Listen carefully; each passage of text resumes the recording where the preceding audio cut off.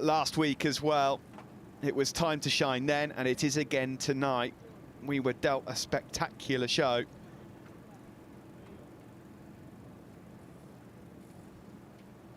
You can see the brilliant Losail International Circuit. There's nothing quite like it, racing under lights to kick off 2021 or any season. Yeah, it's been their unique selling point since 2008. What a spectacular show. What a way to get us revved up and warmed up for this second MotoGP battle in 7 days here in Qatar.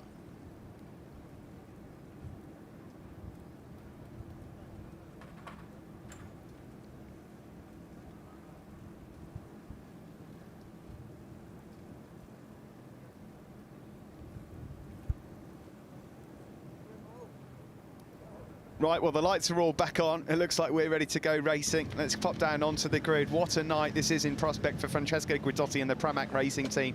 They've been so close to victory in MotoGP. Is tonight their night? Let's go down to Simon on the grid. Francesco, how does it feel to have two of your machines, or both of your machines, first and second on the grid? And how are you expecting tonight to play out? It's an awesome feeling, for sure. Unusual, unfortunately. And what expect, I don't know. There's a lot of contenders. So we have to be fast. At the same time, manage energy and tires. So we'll be 22 laps without breathing. Best of luck. Thank you. Yeah, best of luck to Francesco Guidotti and his two riders, Martin and Zarco. So your front row is Martin, Zarco, Vinales. Row 2, this man, Miller, 4th, Quartararo 5th, Bagnaia 6th. Intrigued, Matt, I am, to see what sort of race is coming here from Jack Miller. He's expected to win when you go into factory Ducati colours you are, and in testing everything looked great. Last week it looked like there was a hiccup, but then if he's got the tyre this week, surely there's no excuses. It's got to be a podium tonight. No, 9th place in his factory Ducati debut was not what Jack was expecting. Nobody was more miffed and gutted than Jack himself. Trust us, we all spoke to him, and he was absolutely gutted to have slumped to 9th place. There were mitigating circumstances, but it is a big night. He looked comfortable. He felt like he was comfortable, managing the rear tyre in the first third of last weekend's race. He was looking strong in 3rd place, and then we do know that on the right-hand side in particular, off throttle, he ran into some pretty major rear grip problems. Aleix Espargaro, reporting them afterwards as well, said, you know, it was a real struggle to watch Jack. He was pretty much a passenger on that GP21. He will not like, though, being outpaced by the Pramac Ducatis. He's going to certainly want to get ahead of Zarco and Jorge Martin tonight. The ever-expanding Doha really does look spectacular at night. Let's find out then. Well, we just talked about Miller, we talked about Bagnaia. What about Paolo Ciabatti? What is he expecting here tonight? Can he get all three men maybe on the podium now? That would be something, wouldn't it? Let's go down to Simon now. He's with Paolo. Paolo, I wouldn't be surprised if 4 of your machines are in the front at the start of this race after the drag to the first turn and the early lap, or 3. I want to know what you want your riders to do from then, because they're going to come under attack, big attack from the inline 4s. Yeah, actually, also in the first race 1 week ago, we had 4 Ducatis in the lead after the first corner. So I think it's a possibility, because we are in the first and the second row, and we have a very good starting device. Obviously, what we like to do, and we told our riders to be careful at the first corner between themselves, and then let's see, because I think the strategy of this race will pay in the end, because as you know, it's all about saving the tires for the second part of the race. I think we learned something from last Sunday. The condition is pretty similar in terms of temperature, maybe a little bit less windy, which is good. And then we'll see. I think it's going to be between us, the Yamahas, and I think the Suzuki is also, normally they have a very good race pace. So interesting race, good to have 4 Ducatis in the first 2 rows. Good luck, and thank you for talking to us. Thank you. Thanks, Simon. Thanks to Ducati Corsa Sporting Director Paolo Ciabatti. Well, he thinks it's going to be a tyre conservation race, but they've had a past master at that, Andrea Dovizioso. Can Johan Zarco, Jorge Martin, Jack Miller or Pecco Bagnaia follow in the footsteps and the tyre tracks of Dovizioso here? 2 wins for the Italian in late battles. Great scraps with Marc Marquez Shinichi Sahara, well, Suzuki's were just mentioned by Paolo Ciabatti and the opposition. What does Shinichi Sahara make of the chances tonight? A good start, and you have to believe Mir and Rins will be in the battle. Let's go down to Simon on the grid now. Yeah, and we're on the 3rd row tonight, Sahara-san. It looks good, you know. It looks like, for me, it feels like you have even bigger possibilities than last week. How do you feel? Yes, to be honest, 3rd row is okay for us, and just I hope they make a better start than last week. Also, they repeat again the same strategy of the race for the better result in the end. Best of luck tonight. Thank you, Simon. Yeah, best of luck. We've seen a couple of riders on the grid who are probably going to be quite pleased to see the back of Qatar, Franco Morbidelli being one of them. You just saw another there, Alex Marquez. The Hondas have really, really struggled here. Likewise, the KTMs, Alex Marquez and Taka Nakagami for LCR. They need to just stay upright, really, in this race. Yeah, that's all been related, Steve, to tyre allocation. They can't run the hard or medium front tyre. They've had to run the soft, which doesn't give them the grip in the second half race. But, and with a big but, there's some intriguing tyre news just coming through from Michelin pre-race. All 4 KTMs, Danilo Petrucci, Miguel Oliveira, Brad Binder and Iker Lecuona have decided to run that medium Michelin front tyre. No better person to ask exactly the reasoning behind that decision, because Simon Crafer is down on the grid with Mike Leitner from KTM. Simon, over to you. Yeah. Mike, the first race was a tough one for you. Watching from pit lane, it looks like you've been working really hard. There's a lot of different settings I see, even this morning with Danilo and both the factory boys. It looks like you're really trying to make some progress. It feels to me that you are. And I've just heard that you're going to go with the medium front tyres. Want to know your thoughts?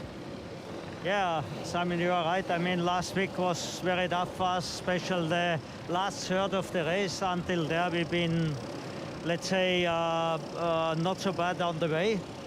But we are really fighting to keep our front tire, the soft compound, we are really struggling with. And we worked hard on these 4 sessions now to get this better. And yeah, we choose the medium. We will know now after the race. I cannot tell you now. I hope the riders have to deal with, but we think that we will run in similar problems if we stay on the soft end of the race. So let's cross the fingers and hope we can manage in a better way. Oh, that's a tough one, Mike, to be forced to use something, you know, tyre-wise. I want to wish you the best of luck. Hope you have some success tonight. Thank you very much. Yeah, thank you very much to Mike Leitner. Well, there you go, forced into that one, and fingers crossed it's more hope than anything else. The fastest MotoGP pole positions, look at the names there. Lorenzo, Jorge Martin, Stoner, Marc Marquez. Doesn't get better company than that. No, he's keeping some illustrious company there, isn't he? So KTM's hand force, they've not done a lot of laps, have they, throughout these 2 weekends on that medium front tyre. But last weekend, Brad Binder and Miguel Oliveira, with about 9 laps to go on the right-hand side of that soft front tyre, they said they had nothing left. It was just a case of trying to stay upright and sunny side up. Similar problem for the Hondas, although all 4 Hondas are going soft and soft. Taka Nakagami saying yesterday he just can't feel the limit. The Honda always, traditionally, like the KTM, likes to run the harder compound front tyres. They can't do it here because of the temperature. They're not willing to take a gamble. But Nakagami and other Hondas, they're on a real knife edge with front tyre performance. Maverick Vinales looking for his 2nd victory of the season, back-to-back for the first time since 2017. His crew chief there to the left, Esteban Garcia. He said yesterday everything's in place. He feels fantastic on the bike. His rhythm certainly suggested that in FP4 as well.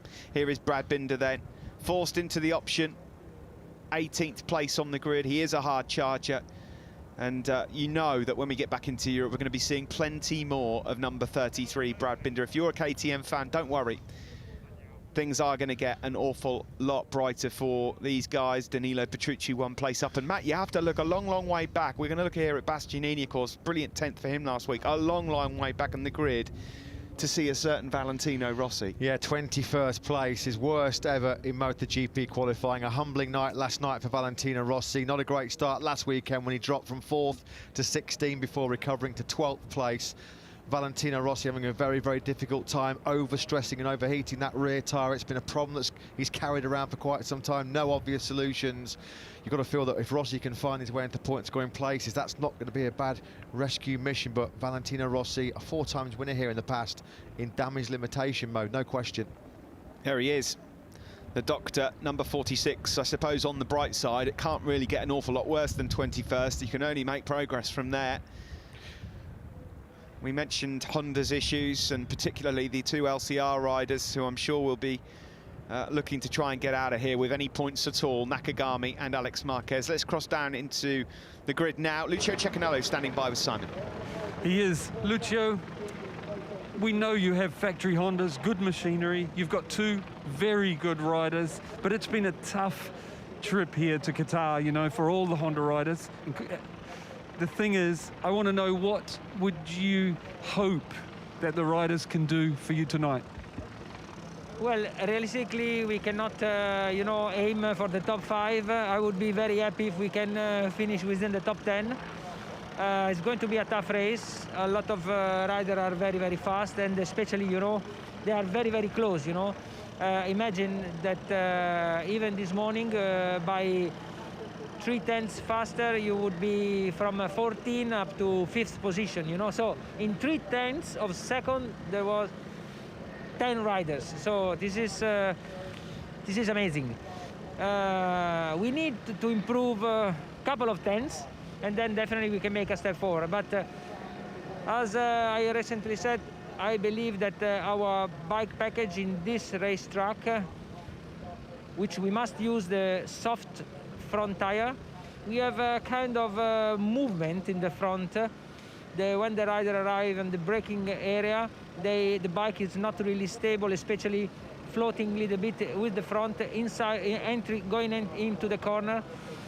And then whenever we put the harder compound, which is the medium compound, the problem is that we improve this feeling, but we dramatically lose grip.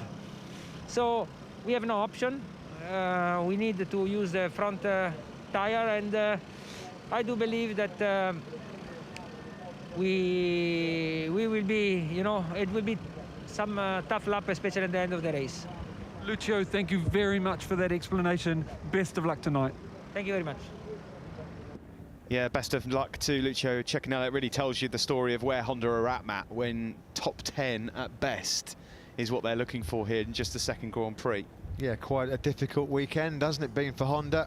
And what about this man, Jorge Martin?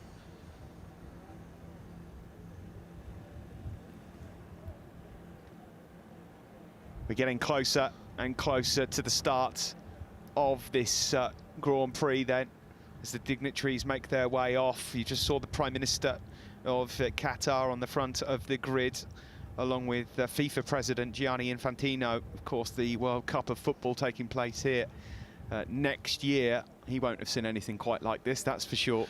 Yeah, a Winter World Cup in 2022 here in Qatar. But who wins MotoGP Round 2? The Tissot Grand Prix of Doha up ahead. A happy birthday, by the way, to Lorenzo Savadori at the back of the grid for this when he turns 28 today. The BMW roars away. We have got 5 minutes until the race starts. Even armed with the information from last week, Matt, it's so difficult to call this. Yeah, because the conditions have changed so rapidly. Nobody has really been able to stumble across a setup which they're really confident and comfortable on. Tyre management, as always in MotoGP, will be crucial. Who's going to manage the tyres better? Jorge Martin dropped from 4th to 15th last weekend. He's expecting to keep himself in top 6 contention today. The nerves will be jangling yet again, though, from pole position for the first time. He does look pretty calm on the grid. He was waving still to the camera. It didn't look like a rookie at all. Of course, he's so used to qualifying on pole. His 22nd career pole position. Do not be surprised to see yet another lockout of the top 4 going into the first corner for the 4 Ducatis. What can the Yamahas do off that line? From 3rd on the grid, this man won the race. He starts there once again here tonight. Maverick Vinales on the Monster Energy Yamaha. But it is a Pramac Racing 1-2 on the grid. They have gone so close to winning in MotoGP. Jack Miller twice last year got robbed. Pecco Bagnaia got robbed, of course, in Misano as well. In the past, Danilo Petrucci. Could it be Martin or this man, Johann Zarco, who looks like the favourite to deliver that for Pramac Ducati? We're about to find out. We are seconds away from the warm-up lap beginning here for the second round of the MotoGP World Championship in 2021. Here is your front row. Maverick Viñales starts from third. Second for Johann Zarco, and on pole in just his second Grand Prix, number 89, the man from Madrid, Jorge Martin.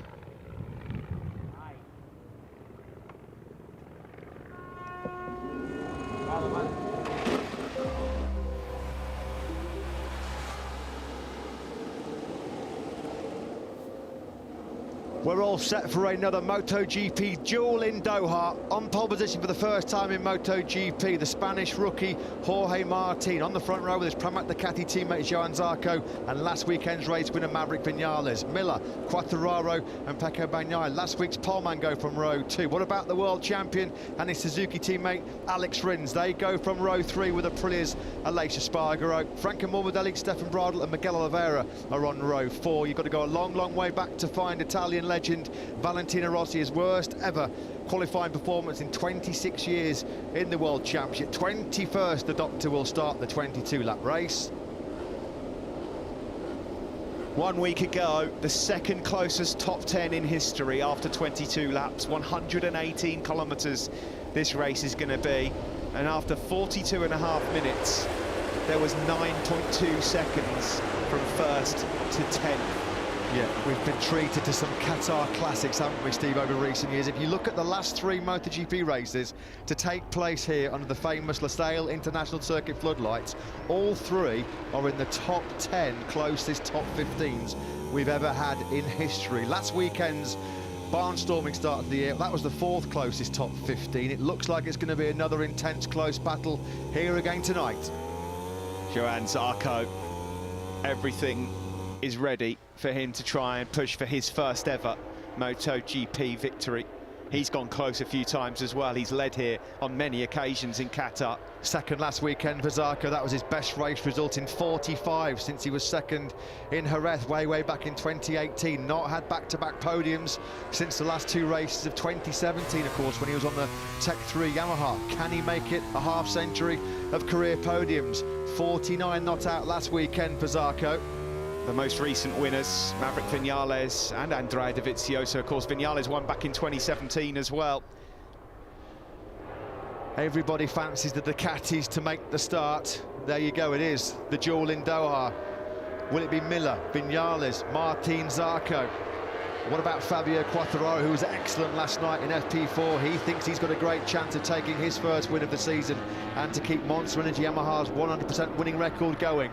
Number 36 last week from 10th on the grid, Joan Mir. It should have been second place on the day. It wasn't. He was robbed, but he's a row further forward here tonight. One good start, and Mir is in the hunt for this. Never count out a world champion.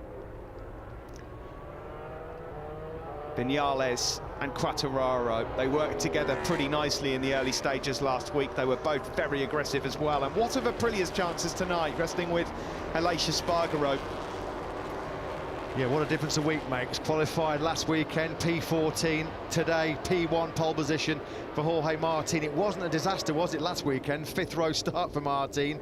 Given how great Ducati's famed launch control device is, he was 14th to 4th in the first corner. 4 Ducatis rocketed into the top 4 places by turn 1 last weekend. There are 4 Ducatis in the top 6 on the grid here tonight. Expect the same kind of story off the line. Surely it's going to be Ducati's P1 into turn 1. Zarco locks and loads, engages Ducati's whole shot device. He's ready. Here we go, green flag waves. Here in Qatar, it's the Tissot Grand Prix of Doha. Chapter 2, round 2. We're underway, solid start from pole.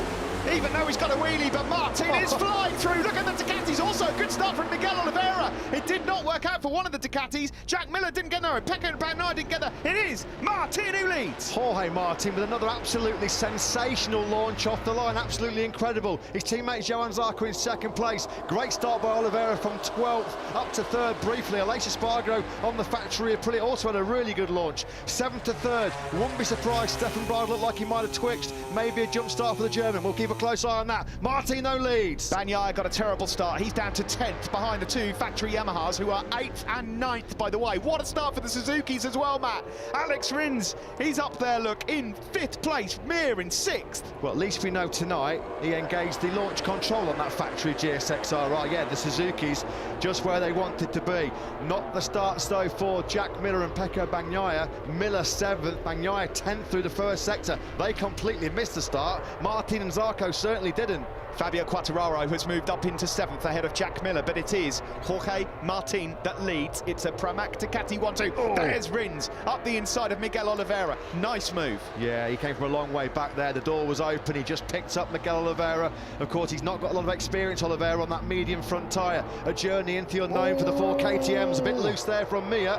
Twitch from Johan Zarco's front end, and that gives Aleix Espargaro an opportunity as well. But we're looking at the moment back to Alex Rins. That's Miguel Oliveira in 5th, Joan Mir then behind. Here comes Mir now. 2 Suzukis now inside the top 5. He goes through on Oliveira. Fantastic start by Miguel Oliveira, 12th briefly to 3rd on the run down to the first corner, but he's already struggling to run the pace at the front. He's been picked up by Aleix Espargaro, Alex Rins, and now Joan Mir, the world champion. On to the start, finish straight then to complete their first lap. The Pramac Ducatis are still 1 and 2. On board here is that. Yes, it is. Miguel Oliveira. Fabio Quartararo also trying to get on terms. Jack Miller passing Quartararo into turn 1. Oliveira back through on Joan Mir. Our race winner last weekend, Maverick Vinales, over the line in 9th place. Vinales lost 1.3 seconds on that opening lap. Ooh, sitting up there was Pecco Bagnaia. That was a move on Maverick Vinales, the race winner from Sunday. So Maverick Vinales is losing ground. Quick check on Valentino Rossi. If you're a Valentino Rossi fan, you might want to stick your fingers in your ears right now. He's 21st on the grid, 21st over the line at the end of the first lap. No progress made by the doctor. And if Maverick Vinales is winning again tonight, he's got to do it from further back. He is down to 10th. There's Mir. Oh, he's gone pretty hot there. He's taking Quartararo with him, and the 2 Ducati sweep on through. Oh, Mir properly mugged off Quartararo there. Ran the Frenchman well wide. Miller came on through. There was no jump start, so Stefan Bradl absolutely got it nailed on the money. I just thought he might have been moving, but absolutely perfect start from the German, although he hasn't capitalised on it. He's down in 18th place. It's still Martin that leads from Zarco and Aleix Espargaro. Also, really good start from Brad Binder, by the way. He's in the top 10. On board now with Maverick Vinales, looking towards Pecco Bagnaia. So then Martin by over 0.4 of a second clear of his Pramac Ducati teammate Johan Zarco. At what point does Jorge Martin hit rear tyre trouble? We saw him go backwards last week. That was no great surprise. That was Mir running Fabio Quartararo right out the marbles. You can't get on the gas too early there with it being so dirty and dusty, and Pecco Bagnaia almost swept through as well. Yeah, so already the Yamahas not quite in a stronger position as they were 1 week ago. The Suzuki's much stronger. The 2 factory KTMs are going well in the early stages of this one. Oliveira 5th, Binder in 9th. Well, we know the KTM couldn't make the soft front tyre last the whole race distance. They had big trouble from about the halfway point last weekend. How much are they going to get more life out of that medium front tyre? Alex Rins is the man to keep an eye on in 4th place. He's just set the fastest lap of the Grand Prix so far, a 55.189. That was a 10th quicker than your race leader, Jorge Martin. Yeah, the rookie at the front doesn't really look like he's facing any nerves at the moment, does he? As we start the 3rd lap of this race. His start was sensational. He made a phenomenal start last weekend. Tonight's was just as good. I mean, he was, what, almost 30-40 metres clear. That's beautiful. That's Aleix Espargaro. Is he in hot? He's in hot.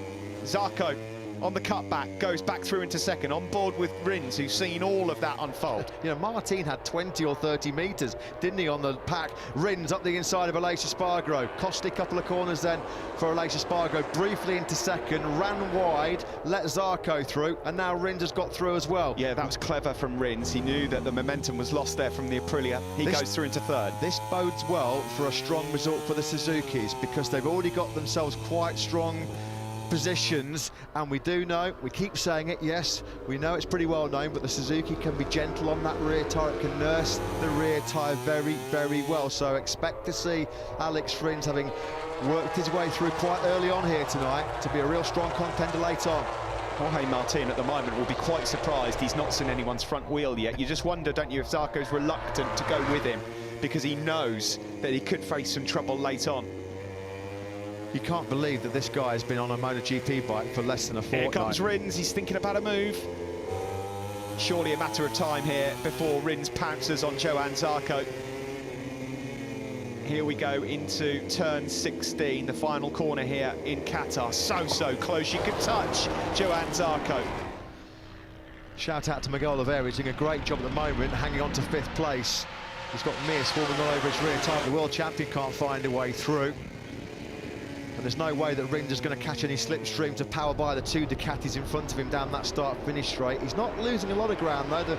The headwind, which is blowing, perhaps not as strong as last week's race, it will certainly be having an impact on Ducati's top speed. Fastest laps of the race for both of the factory Ducati riders. Bagnaia this time, a 54.9. He's there just behind Jack Miller, the pair of them, ahead of Quartararo. Yeah, Viñales still down in 10th place. 55 flat from the race winner of a week ago. On that last circuit, he did take the place from Brad Binder. Binder in 11th now. Further back there, Quartararo thinking about a move back on Pecco Bagnaia. Looking further down the order, Franco Morbidelli, he's not made any headway. 13th for him, ahead of Nakagami, Bastianini and Alex Marquez. We've got a very demoralised doctor as well. Valentino Rossi's just making no progress whatsoever. He's 0.3 of a second behind Iker Lecuona, still stuck in 21st place. Simon, you got some observations early on here. No, only just big shout out to Miguel Oliveira, because the KTMs, as we know, and the Hondas having a nightmare here at Qatar, and look at him go. Yeah, it's a good start from Oliveira. We just mentioned that, and the thing is, it's just out of... who knows what they're going to be able to do. He has just lost a place to Joan Mir, but great stuff from him. Binder also a good start. He's behind the 2 factory Yamahas. Alex Rins closes on the tail here. Johann Zarco, and through he goes. He lined that up brilliantly, set that up using Suzuki's agility and corner speed through the fast rights 12, 13 and 14. Got the momentum as well, the drive through to 15, and just eased up the inside of Johann Zarco. It wasn't an easy pass, but he made it look easy in its execution. On to the start-finish straight we go. Johann Zarco uses the Ducati power, winds it up to try and go back past Alex Rins into turn 1, and it's as easy as that. Alex Rins, all the hard work to do yet again. He has a bit of a moment on the front end there as well, going into the first corner. 4 laps chalked off then here in Qatar too, and it's still Jorge Martin, our surprise shock poleman from last night, that's making the front running. Yeah, he said yesterday, it's my time to be a rookie again when I go out in the race. At the moment, he's not made any mistakes. Yeah, anything but a rookie right now. Rins is having another nibble at Johann Zarco, and he's found a way through this time. But again, he runs in wide, and Zarco, he won't need any second invitation to pinch that second place back. Yeah, if you're going to make a move on Zarco, you've got to make it stick. Have another go. Here comes Alex Rins up the inside into turn 6. This time, it does stick. Remind you of Moto2 2016, anybody? Zarco versus Rins. They've had a few mega tussles in the past, haven't they? So it's now Pramac Ducati, Suzuki, Pramac Ducati, Aprilia, Suzuki, KTM. The factory Ducatis and factory Yamahas are 7th, 8th, 9th and 10th right now. Here comes Quartararo. Oh, it was tight. He might have left a bit of front Michelin rubber on Pecco Bagnaia there. That was really, really close. Bagnaia standing firm ahead of him. You have to wonder, don't you, if Viñales has got the bike underneath him that he feels he had last week. We've not seen any real progress made from number 12. The race winner from 7 days ago is in 10th. MotoGP is a funny old game. It's a long, long race though, isn't it? We know that tyre management is going to be absolutely essential towards the back end of this Grand Prix. At the moment, Viñales has kept his powder dry. Yes, he's not where he wants to be. He didn't get the start he wanted, but let's watch this replay of Miguel Oliveira. Jorge Martin got a stunning start. Oliveira absolutely nailed it. Stefan Bradl went backwards. I think he thought he moved. I think he did move and then hesitated. Of course, because he didn't get an advantage, it wasn't a jump start. Oliveira, just as good as Jorge Martin was last week. Absolutely brilliant. Here he is now, in between the Suzuki and the Ducati.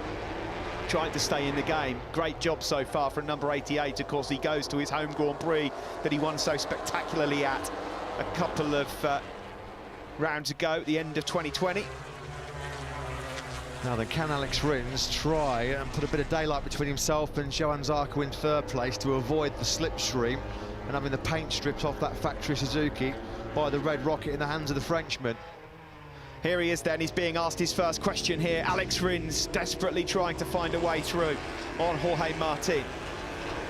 Yeah, and he will know, he will hear Zarco's Desmond Fedici purring behind him and thinking, oh no, here we go, I know what's coming, and there's nothing he can do about it. That's the problem. He's got to try and get the brilliant drive out of turn 16 to break the toe of Zarco. Easier said than done. We're on the 6th lap, still Jorge Martin it is that leads. Pressure coming from 42. Alex Rins. Further back there, that's Fabio Quartararo, who's been trying desperately to find a way through on that factory Ducati for some time. The problem here, Steve, is that Bagnaia, Quartararo, Vinales have been backed up behind Oliveira for some time here, and Martin, Rins, Zarco and Aleix Espargaro are just starting to pull away at the front. They're dragging Mir along as well.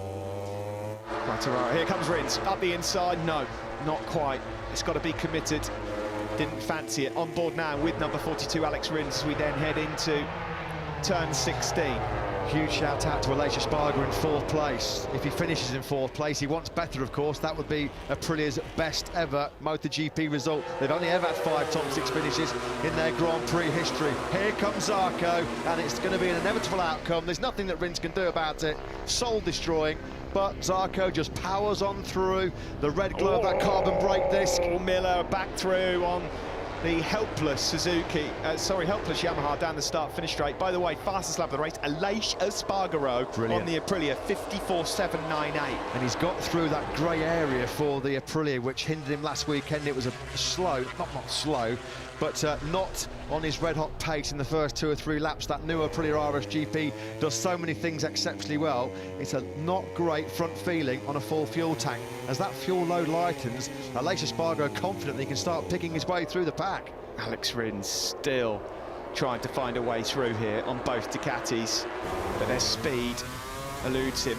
On board here with Vinales, the race winner from last time out, cannot find a way through here on Miguel Oliveira, who's just starting to drop back a bit. Yeah, on that last lap, there are only 4 men in the 154s, the 4th being Franco Morbidelli, who's got an awful lot of work to do coming from 12th place. He's just taken Pol Espargaro, Vinales, Miguel Oliveira. Unfortunately, with that medium front tyre gamble, he's got such a lack of knowledge and experience over a race distance on that medium front. No surprise to see him going backwards. Maverick Vinales, the latest man to pick him off. Still the Pramac Ducati 1-2. Still Jorge Martin on lap 7, leading in his 2nd ever MotoGP race. Yeah, and riding like a seasoned veteran, not a man who's not even done 1 Grand Prix and a half yet in MotoGP. Around the final turn we go, onto the home straight. Rins can get close, all he likes, to the tail end of that Ducati of Johann Zarco's, but he's not passing it. And here comes Bagnaia, top of your picture. Mir, absolutely nothing he can do about it. Free time on the straight for the Ducati, and just like Zarco did to Rins a couple of laps ago, Bagnaia does it to the world champion Mir. Yeah, and Bagnaia has now got his eyes set on the Aprilia of Aleix Espargaro. There's still so much time left in this race, though. Got to say, Steve, it's been very impressive, the pace of Bagnaia. Once he was able to dispense of Miguel Oliveira, he's very, very quickly got his hooks into this lead group and found some seriously good rhythm. That's why he's just on the fastest lap of the race, a 54.491, a new race record. He worked so hard yesterday in FP4 on really used tyres as well. Yeah. So he knows that he can get to the end of the race and still deliver a pretty good pace. Yeah, he said, pretty confident, having all the work done based on last week's information. They won't hit the same kind of tyre problems that hit him, around lap 14 last weekend. It was a surprise and a shock. He wasn't expecting it, that big tyre drop-off from the rear last weekend. It feels like a matter of time before Bagnaia is picking off the Aprilia there of Aleix Espargaro. Joan Mir's trying to get back in on the action as well, the world champion. Further back, the 2 factory KTMs are now 10th and 11th. starting to run out of steam, Miguel Oliveira, in this race after an epic start for the number 88. They had no choice to go for the medium front tyre, given the fact that the soft wasn't lasting. Well, they did have a choice. Of course, they could have run the soft, but it wasn't going to last the race, and it's been a struggle for Lecuona and Petrucci, 19th and 20th on the Tech 3 KTM. That was a move made by Alex Rins, turn 10, up the inside of Johann Zarco. He's made a couple of passes on the Frenchman, but Zarco just recovers it straight back, doesn't he? Although Rins has taken second, and he's trying now to get some slipstream behind your race leader, Jorge Martin. It was sort of around the halfway distance, wasn't it, where the Ducatis were being even slipstreamed by the Yamahas. So Rins at the moment doing a good job, but he used his tyre up too much last week.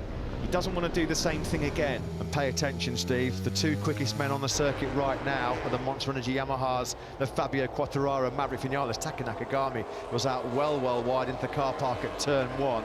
Vinales, 54.846 from him on the last lap. That was half a second quicker than your race leader, Jorge Martin. Vinales, 2.2 seconds behind Martin.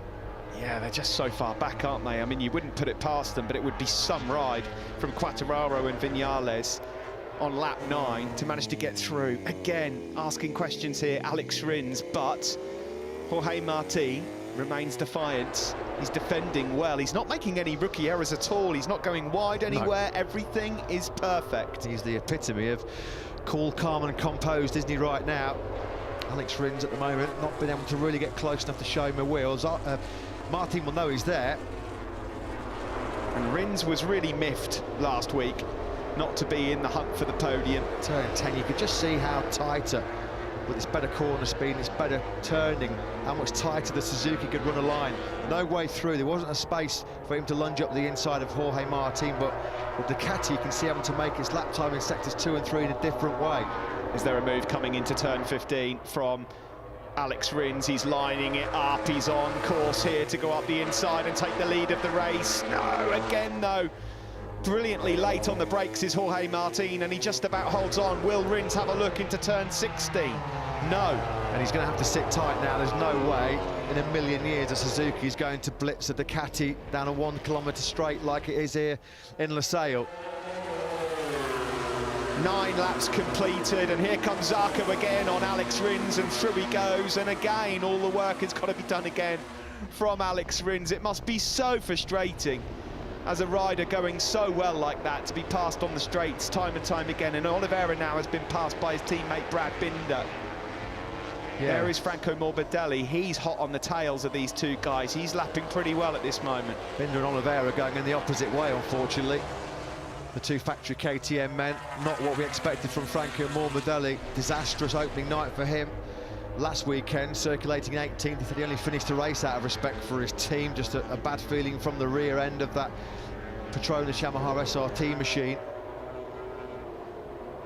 This is the battle for the race win at the moment. Jorge Martin with a couple of tenths in his back pocket to Johann Zarco, who we're looking back to Rins, now back with Rins to Zarco. Yet again, Steve, the only man in the pack in the 54s last time around was Maverick Vinales. He's found some really good speed at this stage of the race. He can see that the leaders aren't getting away from him, so he's not having to over-stress that rear tyre. Vinales a 54.987. He's now within 2 seconds of your race leader, Jorge Martin. These guys are getting a bit nervous. Well, if they think they've got no fingernails left now, give them another 13 laps and let's see what they're like. Martin has broken away a bit. He's half a second clear of Zarco, but the worry comes in the form of tyre life. Yeah. Yes, how much rear tyre is Jorge Martin having to use up here to keep himself in the lead? Well, we'll find out, won't we, over the next 20 minutes or so. There are the two Yamahas. Lynn Jarvis won't be panicking yet. I don't think Vinales will be either, Steve, because he's got really good rhythm. He's got pace, no doubt about it. He's reeled off a couple of high 154s. Oh, there's a challenge coming from Joan Mir, the world champion. And look at the Ducati. Jack Miller's going to take 2 for 1. He goes by both Mir and Aleix Espargaro and says thank you very much, and moves up into 5th. The Ducati doesn't even need a slipstream. As soon as they get that thing wound up to 4th, 5th and 6th gear, there's nothing that the other riders can do. Aleix Espargaro said last weekend, if there's one weak area of this new Aprilia, it's when they get it up to 5th and 6th gear. They're just lacking that little bit of outright top speed. Nothing he could do, nothing. This was through turn 16. Look further back here. That's Pecco Bagnaia, number 63, going through.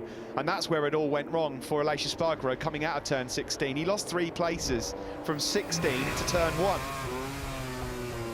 On board here with the race winner from last week, Maverick Viñales. You can see there, lapping quicker than the race leader, Jorge Martin. Again, on that last lap, there's only one man in the 54s, and his name is Maverick Viñales. 54.832, his best lap of the Grand Prix so far. Matt, a shout out to Brad Binder in 10th, who's just put in the second fastest lap. Behind Maverick Viñales, the second quickest man on the KTM is Brad Binder. Yeah, quickly got his head around that medium Michelin front tyre, as he Brad Binder.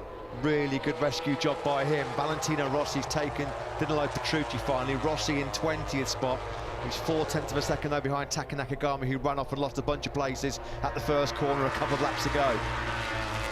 Not even halfway through this MotoGP race, but we're getting close to that point. Oh, a moment there for Alex Rins in 3rd. Top 9, Steve, at the start of the last lap. The top 9 covered by 1.6 seconds. It's more Moto3 than MotoGP at the moment. Love that. Fantastic stuff.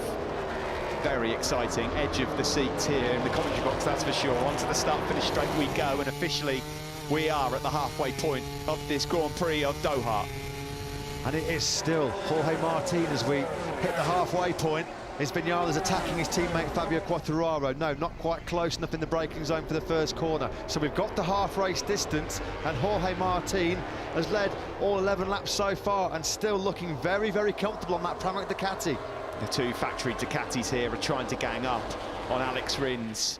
Jack Miller is looking okay so far, in a good position. The 2 KTMs there still in the background. Binder. Pol Espargaro's just picked up some pace as well on the Repsol Honda. He's in 11th now. He's just gone past Miguel Oliveira. Bastianini, by the way, 13th. Morbidelli, 14th. Bradle, 15th. Quickest man on circuit right now is Jack Miller, the Aussie, in 5th spot. Found a way through on the factory Suzuki of Joan Mir. Can he find a way through on the factory Suzuki of Alex Rins? First of all, he's got to contend with his teammate Pecco Bagnaia. Don't think we've seen all the cards from Joan. Oh, Rins! He was As he stayed on, the front was gone. Wow. Unbelievable save. They knew that, they knew that. He's been pushing so hard in this race, Matt. So hard. Yeah, it was last week as well, Steve, recovering from a poor start. He said he destroyed the front and the rear tyre. Big, big warning there. And then for Alex Rins, Aleix Espargaro having a real good duel here with Fabio Quartararo. At the moment, it's Avantis the Spaniard, but Alex Rins, big, big moment, big scare, heart in the mouth for him. Look at this. Oh, what a view we've got of it as well from Zarco. Just took a bit of inside curve, didn't he, there as well? That was close. Quartararo has gone past the Aprilia of Aleix Espargaro, who looks like he's struggling at this moment in time in the race. At the halfway point, Aleix is falling backwards, and he's now going to lose a place, I fear, to maybe Maverick Viñales as well. However, at the front, it is still a Pramac Ducati 1-2. We've got 4 Ducatis in the top 5. Make that 3 Ducatis in the top 3. Bagnaia goes through on Rins. Well, Ducati cannot believe it. There's their general manager, Gigi Dall'Igna. In MotoGP history, we have never had a Ducati lockout of the podium. There's a long, long way to go here. Still plenty of life in this race, but that's exactly where we are. Martin, Zarco and Bagnaia, with Miller looking seriously threatening as well in 5th. I just want to say as well, Matt, keep an eye on Joan Mir, because he's sensibly just been watching with the popcorn here, keeping his tyres cool as he always does, waiting for the latter stages of the race, and he's there. He's right behind Jack Miller in 6th place. Rins has regrouped after his big scare a couple of laps ago. Although he's got a big problem coming his way with Jack Miller lurking in the background, coming down that start-finish rate very, very quickly. We won't have a Ducati top 3. We could potentially have a Ducati top 4 when Miller gets that Desmos Adichie wound up to top gear down the straight. Viñales desperately trying to get through. Here comes Mir. Oh, touching! Jack Miller nudging him wide as well, putting his leg up. That's the second time Mir has had contact with a rider out here. Now, it's very unlike Joan Mir as well. Miller frustrated. Mir merciless on Miller. Lovely, aggressive. All's fair in love and war. It was a hard move, and Jack Miller was pretty frustrated. Well, Mir knew it was a bit cheeky. That's why he sticks his leg up here to say, yeah, sorry, mate. But he's through. In the background, by the way, Brad Binder's just closed that gap down in 10th. He's not that far away. He's got Pol Espargaro and Enea Bastianini right on his tail. Bastianini again. Oh, that was Rins. That was Rins. He's having moments galore at the moment, Alex Rins. That's going to cost him huge stride down the start. For contact! Miller and Mir, side to side. They bash into each other. Yeah, hand up from Jack Miller. Well, those two are having some big scares. Alex Marquez has crashed out for the second week in succession. What a nightmare start to the 25th anniversary year for LTR Honda. Oh, now the two buddies, Maverick Vinales and Miller, almost make contact. Getting pretty feisty out there right now, isn't it, here in Qatar? The heat being turned up under the lights. Pol Espargaro's eyes are lighting up, Matt. They are lighting up. What happened here between Mir and Jack Miller? Mir went wide. Oh, blimey, I couldn't see what happened there. I'll have to have another look at that. Jack Miller is upset with the world champion Joan Mir. We'll have to pick the bones out of that one later because we've got a race and a half on here. Still Martin that leads from Zarco. In third is Bagnaia.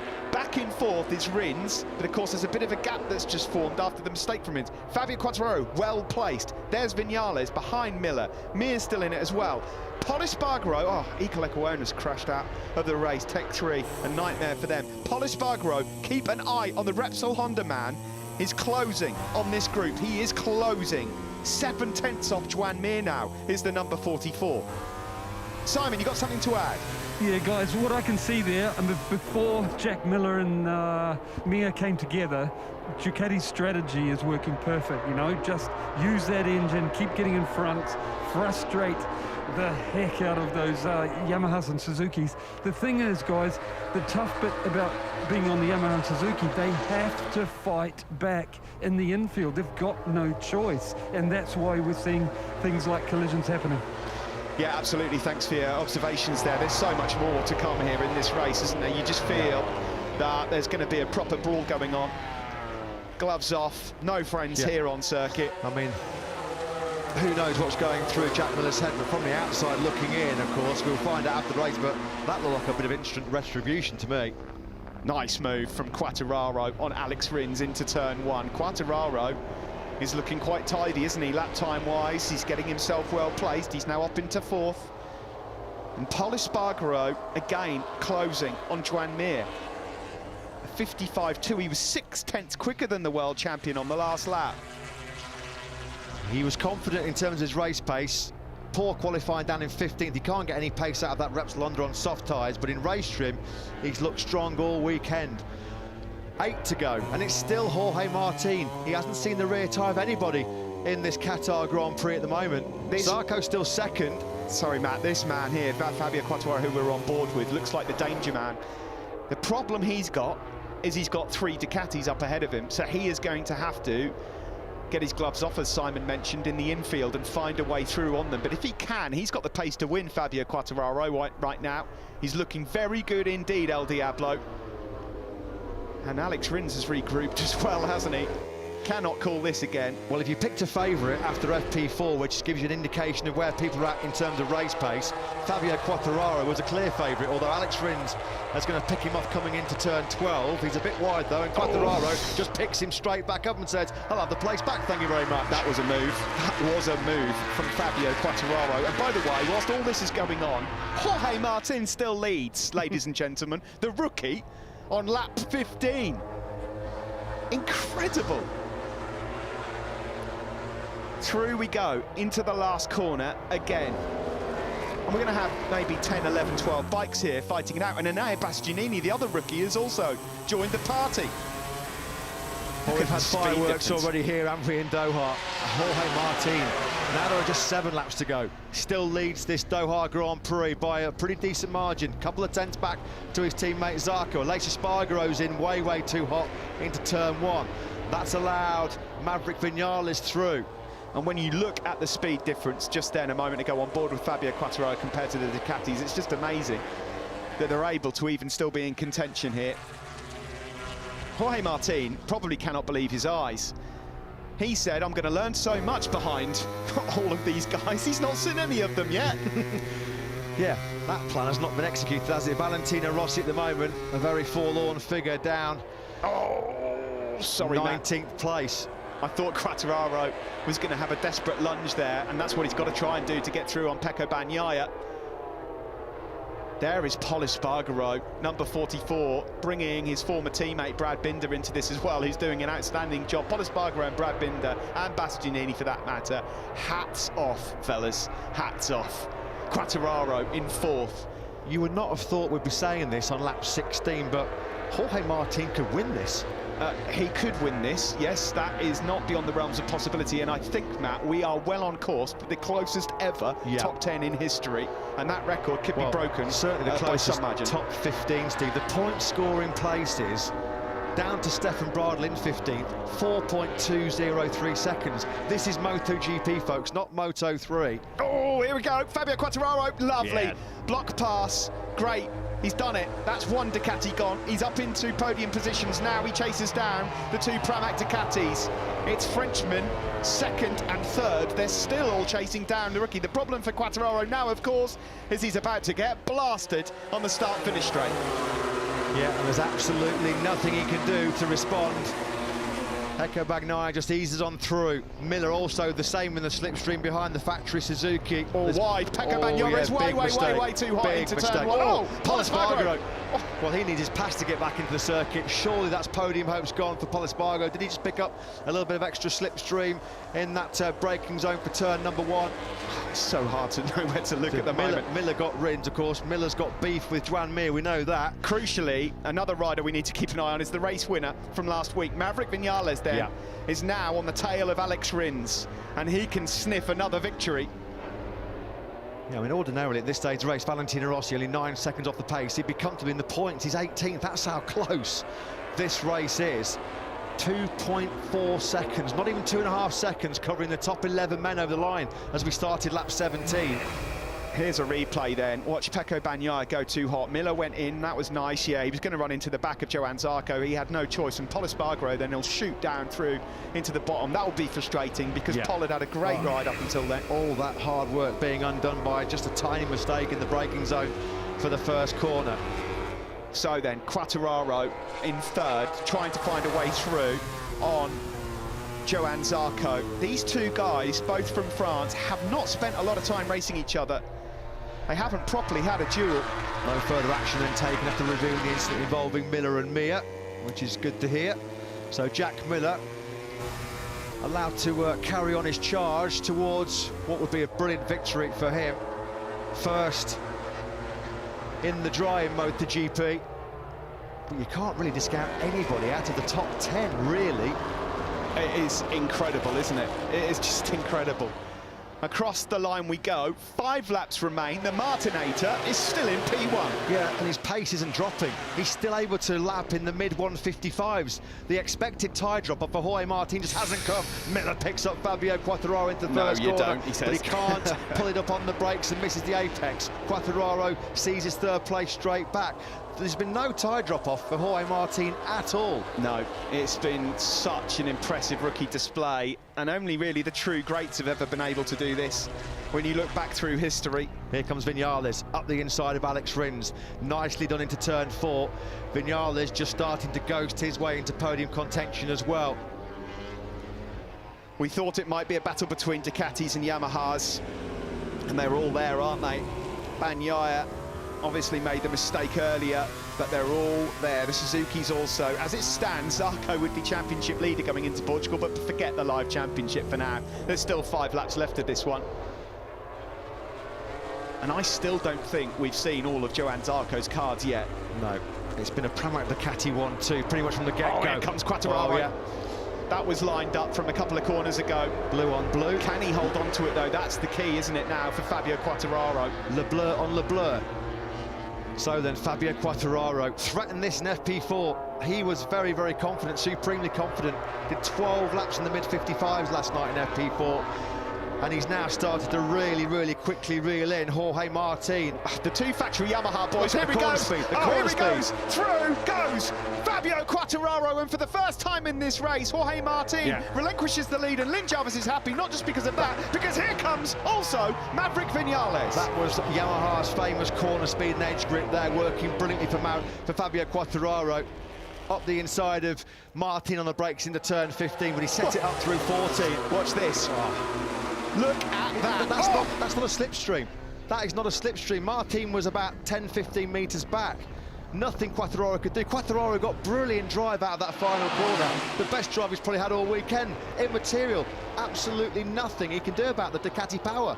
The Monster Energy Yamahas versus the Pramac Ducatis. Now, you've got to believe that Quartararo is going to line up another move in the next few corners and then try and build an advantage. Here he comes now. Quartararo, he's just got way too much grip. And here goes in the background, Maverick Vinales as well. Again, it's the better corner speed that Quartararo can carry. So, it is at the front, Fabio Quartararo, and it's surely a matter of time before it's a factory Yamaha 1-2 here. Steve, this is lap 19. It looks like the first lap. It's unbelievably close. The top 10 riders split by less than 2 seconds, and Bastianini in 11th, he's only down by 2.5 seconds. The top 15, 5.3 seconds. Incredible. Simon. Yeah, guys, to me, the only chance of a Yamaha or Suzuki winning is to come out of turn 1 in front, get enough through the infield that they can hold first down the straight. Yeah, and that's exactly what they're going to try and do. Maverick Vinales then moves up into 3rd place to go through on Johann Zarco. I just want to remind you, if these Yamahas will go finish 1 and 2, I want to take you back to the first 2 or 3 laps where they got punted all the way back to 10th and 11th. Well, Vinales, was 10th. Now then, he's got to make a move quickly on Martin because you can see Quartararo checking out. He has not been able to get through at turn 15. He's not going to be able to out-drag the Ducati down the straight. And Quartararo, at the moment, has got his head down. And Vinales knows that. And that's a mistake that's come from Maverick Vinales. That's all because he could see Fabio Quartararo easing out into the distance. Across the line we go with 3 laps to go, and this is now the chance. Simon mentioned it a moment ago. This is Fabio's chance to try and streak away to win the Grand Prix of Doha. How are Maverick Vinales' powers of recovery? Fabio Quartararo then stretching his legs here in Qatar. He's half a second clear of Jorge Martin. That's the biggest advantage we've seen in this Grand Prix pretty much since the first corner when Martin got his dream launch off the line. Jorge Martin still on course for what will be a sensational podium finish. He's pushing at the front. It's Fabio Quartararo. He knows that he's got to try and build an advantage here. Alex Rins has done an excellent job, you know, to recover after those moments mid-race as well. He's still in the mix. Yeah, and what about Joan Mir, the world champion? He's down in 9th place. He can't find a way through at the moment on Aleix Espargaro. So Vinales now is going to have to take some big risks to make moves on Zarco and Martin if he's got desires. Of course, he has got desires to hunt down his teammate Fabio Quartararo. An excellent MotoGP race. A track limits warning for Maverick Vinales, by the way. Now that would be a disaster for the race winner here from 7 days ago. This is class from Quartararo, using sectors 2 and 3 to try and eke out that gap where the Yamaha is strong with its agility and turning in that tight infield section to try and break the toe back to Jorge Martin. Pecco Bagnaia here and Jack Miller. They're really going to feel a bit rough after this if they stay in 6th and 7th. Jorge Martin is still doing such an amazing job in 2nd, by the way. Here comes Maverick Vinales, still can't find a way through. Zarco wants to go through on Martin as well. In the middle of those fast rights, so the Ducatis are like a rolling roadblock for the Yamahas. Vinales doing everything he can to try and get through. Oh, that was clever from Zarco. That was clever. There was never going to be any room if he blocked past there.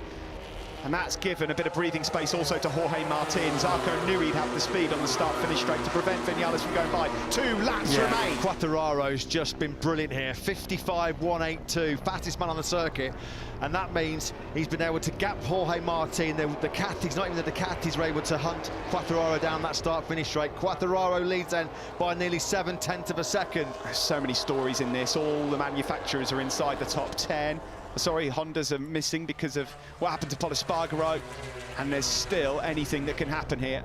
Martin, I cannot believe what we've seen from him tonight. Given his experience and his lack of experience in particular in terms of tyre management on those Michelin tyres, it's been a race of absolute class and quality from him. Oh, he's heavy there, is Maverick Vinales. Heavy, trying to find a way through. He's getting a bit desperate, Steve. You can see the win moving away from him, slipping through his grasp. He's going to have it all on here to get on the podium with Martin and Zarco so strong in front of him. Rins on his case as well. This will be a humbling night for Bagnaia and Miller as well, behind the Pramac Ducatis yet again. It really would. That's going to sting. Joan Mir has gone past Alicia Spargaro, the world champion, moves up to 8th, but we are getting closer to the end of this race. Next time round, it will be the last lap of the race. Matt, last week, Maverick Viñales, the best race of his life. This week, Fabio Quartararo, the best race of his life. Yeah, he's ridden absolutely brilliantly, didn't panic early on. It's not over though. To him. They're not losing sight, you know, these two Pramac boys of that Yamaha. Can they get close enough? I think Quartararo is okay at the moment. Steve, you just said what I was thinking. I can't believe how well Jorge is holding on to Fabio through the infield, where Fabio's so fast. Zarco just thought about a move there on Martin to turn 15, but he just couldn't make it through. Martin was so late on the brakes and carrying such good corner speed at 15. There was no way through. 0.7 back to Jorge Martin. That's exactly the scenario for Fabio Quartararo. He knows exactly what he has to do on this last lap. He's reeled off back-to-back 55 ones to make a crucial gap here, and Viñales is wide into the first corner. Rins sweeps on through, and that could be podium hopes over for Maverick Viñales. You're going to see Pramac on Pramac here, and that will be nervous for Francesco Guidotti. Fabio Quartararo, if he doesn't put a foot wrong here, the win is his. But now this gets personal, because Zarco has got a championship to think about.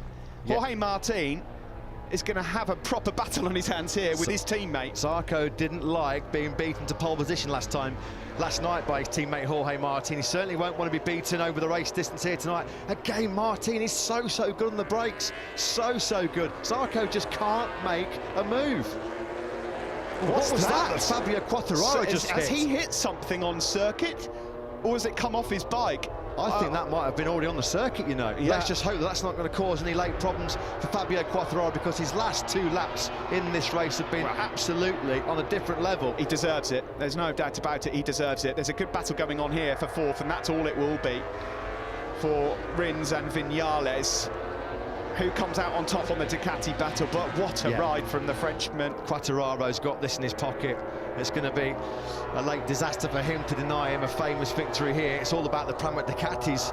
Are they going to trip each other up? Zarco trying to get close. He is close, so close he can almost reach out and touch Jorge Martin. Is he close to make a move for second place? Here it comes up the inside of turn number 15. Nicely done by Jean Zarco. Too late though for the victory. Although we're on course for a French 1-2. Here comes Martin though. It's going to be a run to the line. The checkered flag is out. It's Zarco versus Martin for second, but the race winner tonight, no questions about it.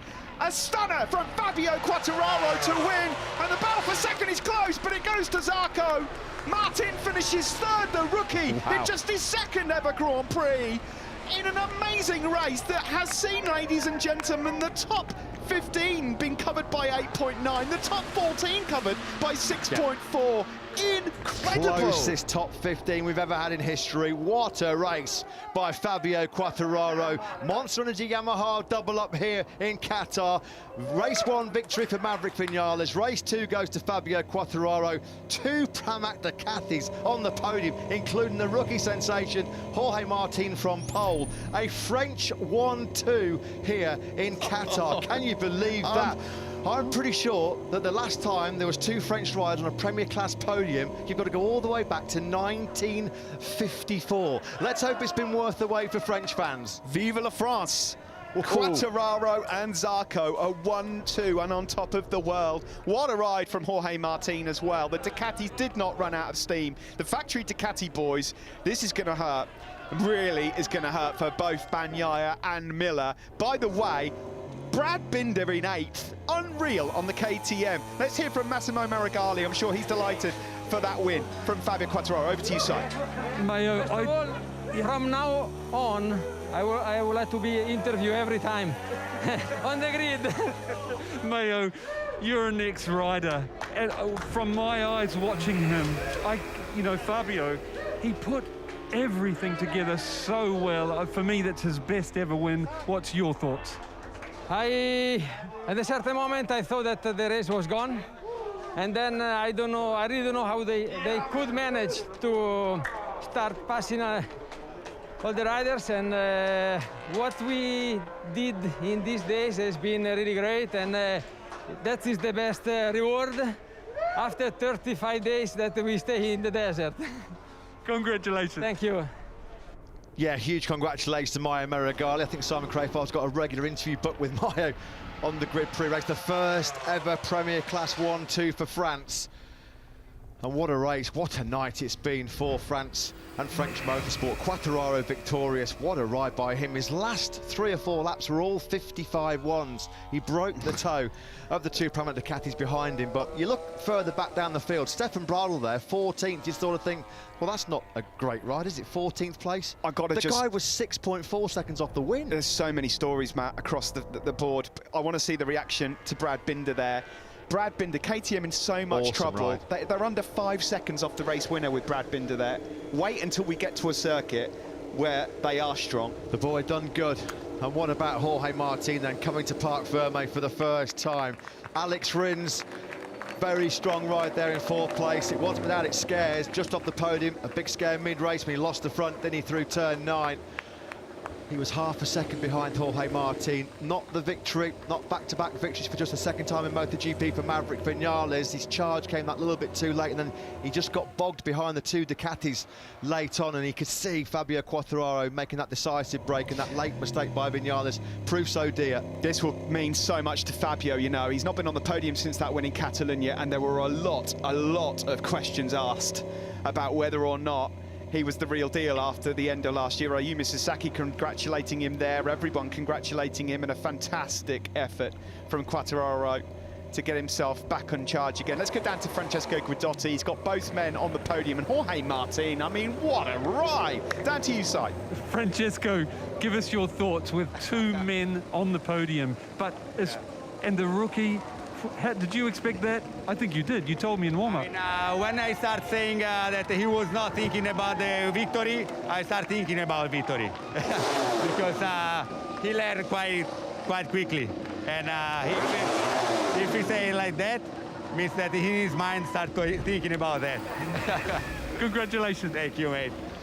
Yeah, congratulations to Pramac Ducati, congratulations to Fabio Quartararo, a ride and a half from him. That was the decisive move at turn 4, and then his next 3 or 4 laps were just perfection personified.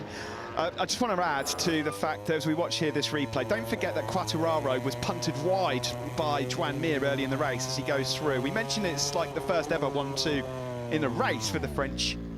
They're now 1 and 2 in the championship as well. Joan Zarco, the World Championship leader, heading into Portugal with Quartararo now 2nd, equal on points to this teammate. Soak up the scenes, Pramac Ducati, one of the greatest nights that they've ever had in their long, distinguished history. First MotoGP podium for Jorge Martin. What a weekend. Pole position, he led for so long. Who was he kidding? I'll be hoping for a top 6. Outstanding ride by Jorge Martin. He only lost 2nd place on the last lap, didn't he, to his teammate Joan Zarco. Back-to-back 2nd places for Zarco, and he leads the World Championship going to the crucial European phase, starting in Portimao in a couple of weeks. What a sport this is. Oh, what a night for France. A warm embrace between the 2 Frenchmen. Oh, I love MotoGP. It is just spectacular. What? It is the greatest show. The action we've had tonight has been truly sensational. Yeah, of course, half-century of podiums for Joan Zarco as well. So much for him to take from tonight. Just a little bit like last week, though, as well, wasn't it? Those last 3 or 4 laps, he just didn't quite have the speed of a factory Yamaha. Superb scenes here for the Pramac Ducati guys. They were celebrating last night, but the champagne was on ice. It was only qualifying. There'll be proper celebrations tonight. And Fabio Quartararo, oh, did he need that? Yeah, brilliant ride, brilliant ride. When you think how he finished 2020, there was just barely any points on offer in those last 6 Grand Prix after that great win in Catalonia. His form completely deserted him. And that's what you have to do. He knows that better than anybody. When you're in the factory team, these are the results that are expected of you, but he had to work so hard for that. His last 3 or 4 laps were right out of the top draw. These 2 guys know each other incredibly well. They raced each other in Moto3 back in 2016. They've come up through the ranks together.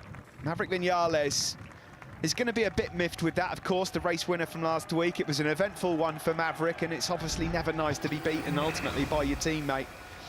No. This was Maverick's start from 3rd. Look at Martin. Jorge Martin has got, what, 30, 40 metres on Vinales, straight off the line. Then he just gets swamped, doesn't he, Maverick Vinales? Absolutely swamped. 7 or 8 guys passed him before he'd even hit the brakes for the first corner. Well, Pol Espargaro was 15th on the grid and he went by, and Maverick started on the front row. It wasn't the best of starts for Maverick Vinales. Great start from Miguel Oliveira. Unfortunately, his race faded away. The Portuguese rider finished in 15th. Here's Jack Miller, and the inquiries might start soon. The inquest begins. 9th in the World Championship, 9th again tonight. That's 2 9th place finishes here in Qatar. There was so much that happened in this race, though. What happened here, though? Jack Miller, definite contact there between him and Joan Mir. I'll be interested to hear what he's got to say about that at the end of the race. Yeah, there was beef between the two of them, wasn't there? Miller was not happy. Yeah, I think that was a bit cheeky, to be honest, from Jack. Well, I mean, you can clearly see Miller looked twice across at Mir. He can't say he didn't know where he was. Anyway, here is the rookie. What a moment. Yesterday was good, today was even better. Class. 3rd place in his 2nd Grand Prix. Jorge Martin is with Simon. Jorge, I can't believe what you've just done. A lot of people very happy for you. Please tell us about your race. Yeah, well, it was a difficult race because, you know, I'm a rookie and being on top in the front for, I don't know, maybe 18 laps, it was super difficult. But anyway, it was a bit better because I could manage the tire, the thing I wanted the most. So I was slowly opening the throttle, trying to control the power, controlling the maps also. So I think I did a really mature race because the management of all the race was good. When Fabio overtook me, I thought, okay, now I need to push 3 laps to be second because I knew that passing was so difficult. But man, in the last lap, Zarco overtook me, and it was a pity because for sure if it was another rider, for sure I would overtake back. But I know he have another role in this team, and he's chasing for a championship. So for now, it's okay, and happy with the 3rd positions. My first podium in MotoGP is amazing. I want to thank all my team because we did a really great job, and yeah, this podium is for Fausto because we all missed him, and yeah, hopefully he's watching up there. Incredible job, congratulations. Yeah, a lovely tribute there to Fausto, of course. He won his Moto3 World Championship with Gresini Racing in 2018, but that was some ride. The first of many, many, many podiums for the magnificent Martin on the Pramac Ducati, and full respect to him as well for respecting Johan Zarco in that race. And yeah, that's the sign to say there's more to come. Excellent, excellent race from the Pramac Ducati man. Fabio Quartararo here celebrating with his team. Let's now hear from Johan Zarco, who's played his part in the French 1-2 tonight and is the World Championship leader. Down to you, side. Johan, you showed your experience and your speed today. Please tell us how your race played out. I was pretty happy that Jorge took the lead, and he did a pace that I did not expect. He has been, I think, even faster than what Pecco did last week. I mean, after half race, he had a better pace, but I was still able to stay behind him, and every time Rins was there a long time, and when he was overtaking me, I was really using my engine in the straight to stay second, and also to avoid that Rins can attack Jorge, because Jorge was so clean in the style, and I wanted that he can keep this because I knew that behind him I can also control. So it's been this situation until 4 laps to the end, and when Fabio came, he overtook in a right place Jorge to make a gap, and I expect on the last 2 laps to overtake Jorge and try to catch Fabio, but I could not pass him before, and on the last lap I saw I have my chance, I did it, and second again. It's pretty nice, and so happy for both of them. Victory of a French rider, podium of the teammate, and I think I'm leading the championship, so that's a good point. Great job, Johan. Congratulations. Yeah, congratulations. Heck of a week for Johan Zarco. Back-to-back second places, 50 career podiums, and our new leader of the MotoGP World Championship. Look at that, the boys were pushing, weren't they? It was 1954. I've got a stat right for once. The first time two French riders have been on a Premier Class podium together.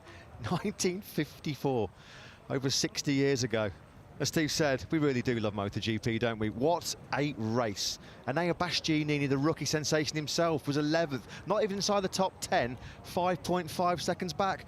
Back in the day, you'd have been on the podium with that gap. What about your Frenchman, though? What a performance. The first French one to ever in Premier Class history, led by that man, Fabio Quartararo, who's with Simon in Park Ferme. Fabio, that was an incredible race from you. Amazing amount of work you had to do. For me, it's the best win I've seen you do. But what do you think? Yeah, it's easy to say.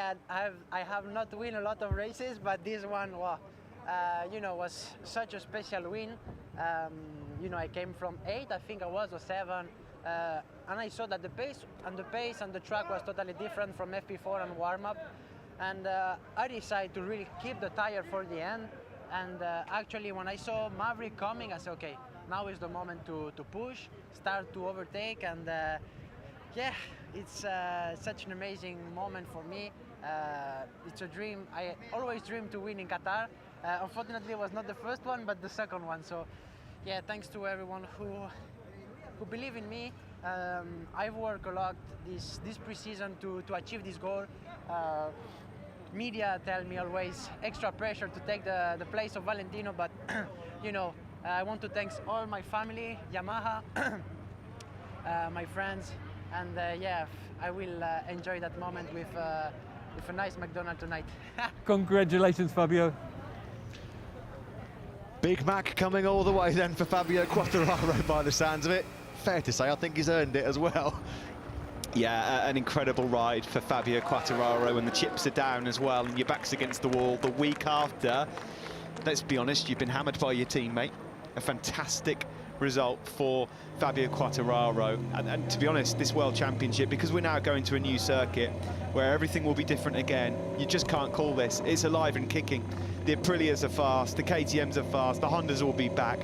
Both Yamaha riders are fast, Pramac are there. Everywhere you look, there's class, there's great riders, there's stories, there's fights, there's joy, there's misery, there's sport. It is going to be some ride 2021, the closest ever top 15 in the Premier Class history, and I am not surprised.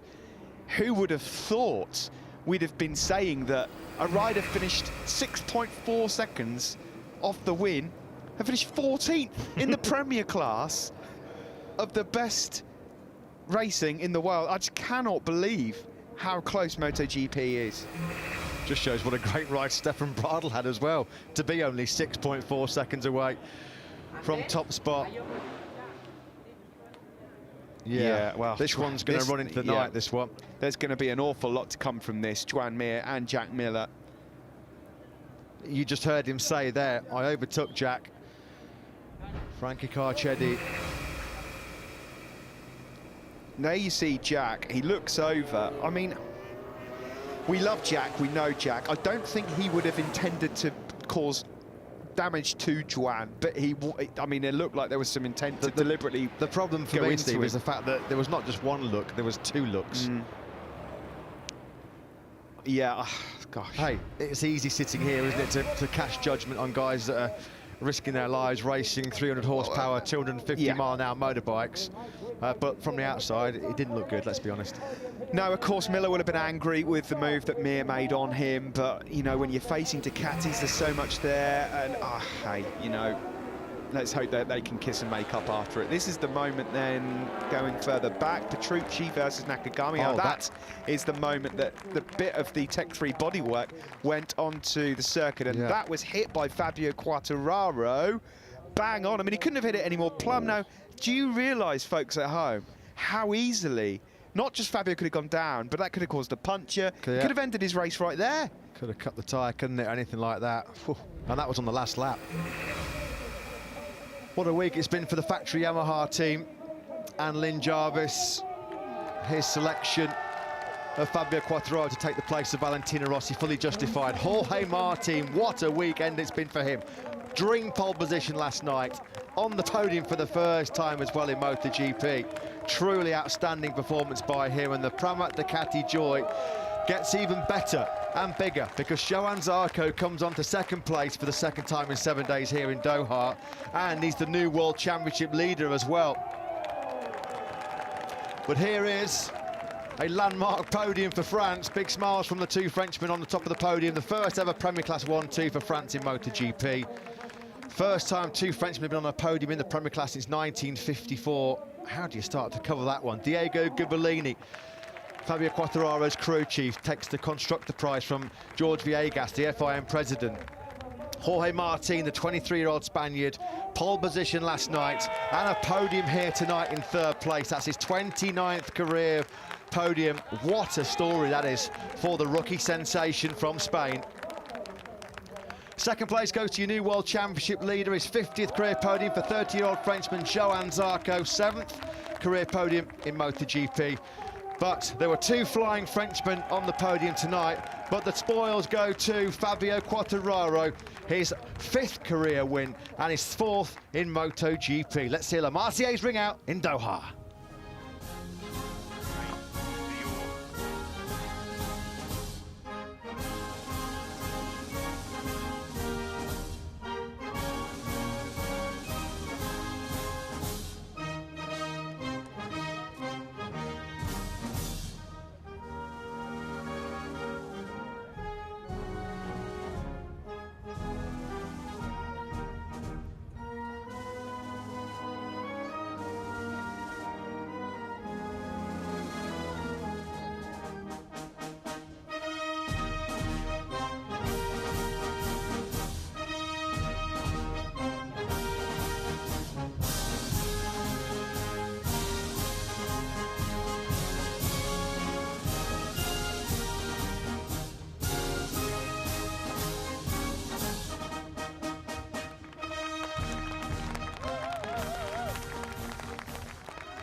Brilliant.